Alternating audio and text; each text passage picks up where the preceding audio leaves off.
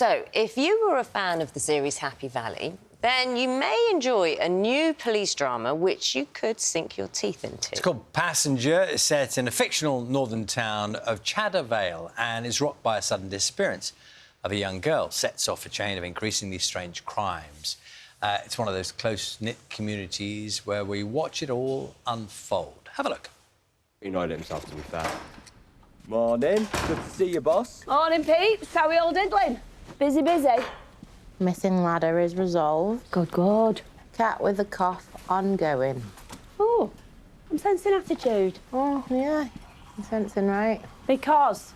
Why does all the juicy stuff go to Manchester? We need you on local. Cat with a cough? I was in the Met for 10 years.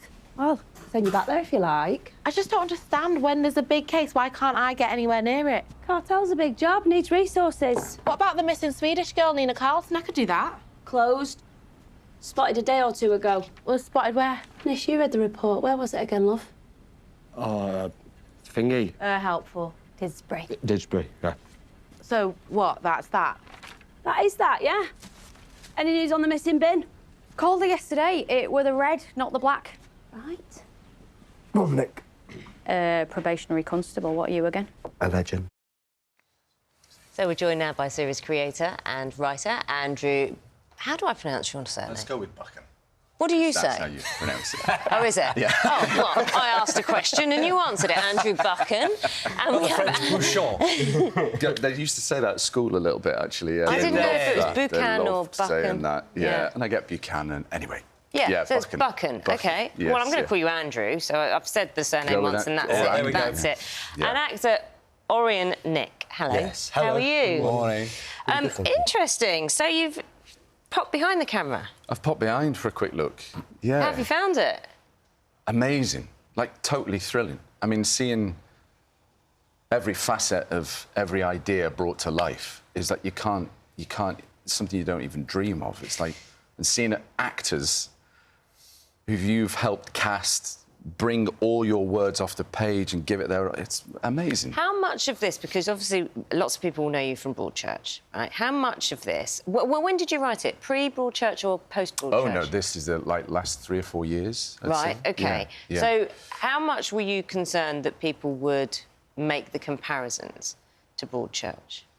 Oh, goodness. Oh, my God. I guess some people may see my face and go, oh, he's done this, therefore it's... But no, that'd probably be a mistake, because it's nothing like... I mean, when I went to Sister, who produced it brilliantly, I went to them with an idea that I felt I hadn't seen before, and I wanted to mix a few genres and a few worlds together and create something hopefully a bit different that people hadn't seen. I did hear correctly one of the characters say, this isn't Broadchurch, you know. There you go. There you go. There you There go. you go. But yeah, so it's nothing like Broadchurch. Yeah, no. So, Arian, that's you doing your thing there. How do you describe who you are in the drama? So I play a character called Nish Chowdhury, who is a community support officer. And when you first meet him at the start of the series, he's pretty laid back. He's a bit of a coaster.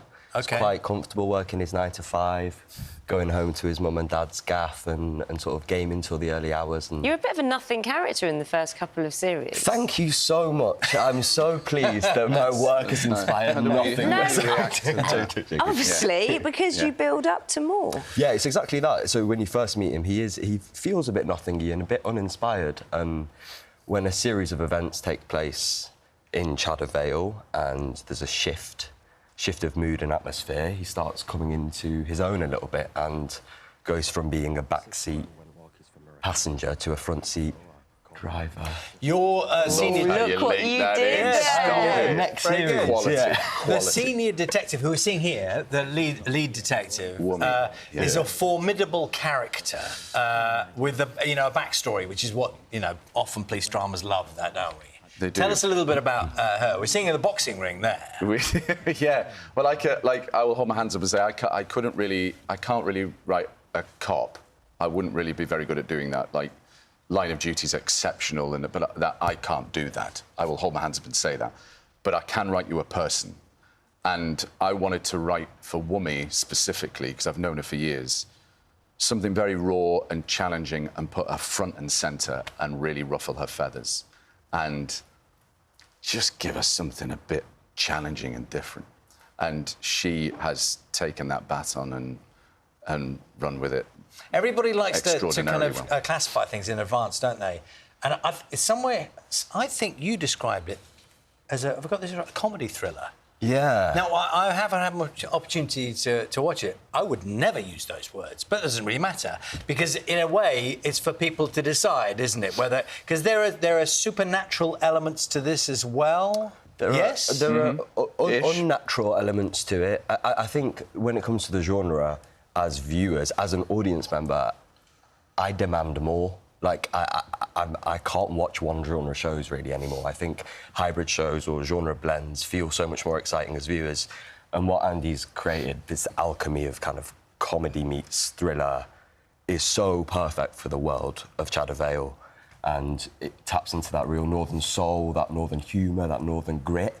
But at the same time, something's slightly off-centre. Yeah. Something's slightly Andrew, offbeat. what do you... Like, the benchmark is high, isn't it, for, you know, police dramas generally, Definitely, or mystery dramas. Yeah. If you go right back... Yeah. Are there, see, I think of some of the early 80s Juliet dramas. Bravo.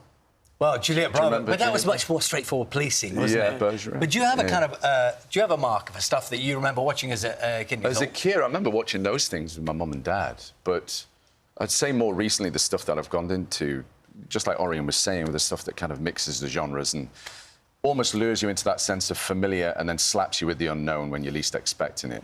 Stuff like Fargo or True Detective or Stranger Things. I love those shows where you think, oh, I've got this, I know what the hell was that, you know, and they hit you with something otherworldly halfway through, and it's, I don't know, that's the stuff that pulls me in. Arian, forget for a moment that he's sitting next to you. OK. When the person who's written the thing is a very established, very good actor, and you're acting in the thing that he's written, is there a kind of weirdy pressure thing going on? Because, you know, he can act as well as write.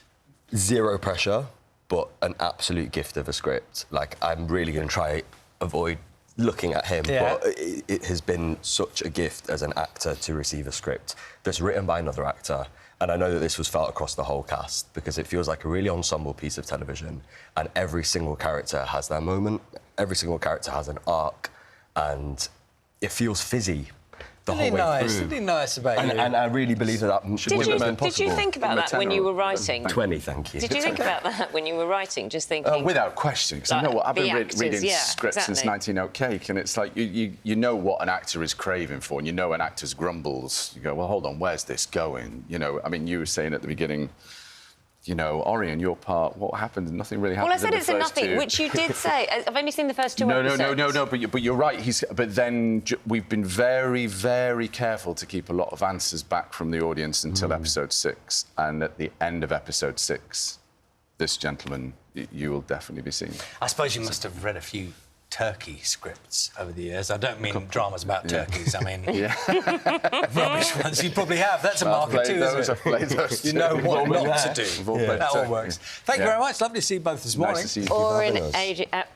Orion, Andrew, thank you very much. Thank you. Thank you. And Passenger is on Sunday at 9 p.m. on ITV1 and ITVX.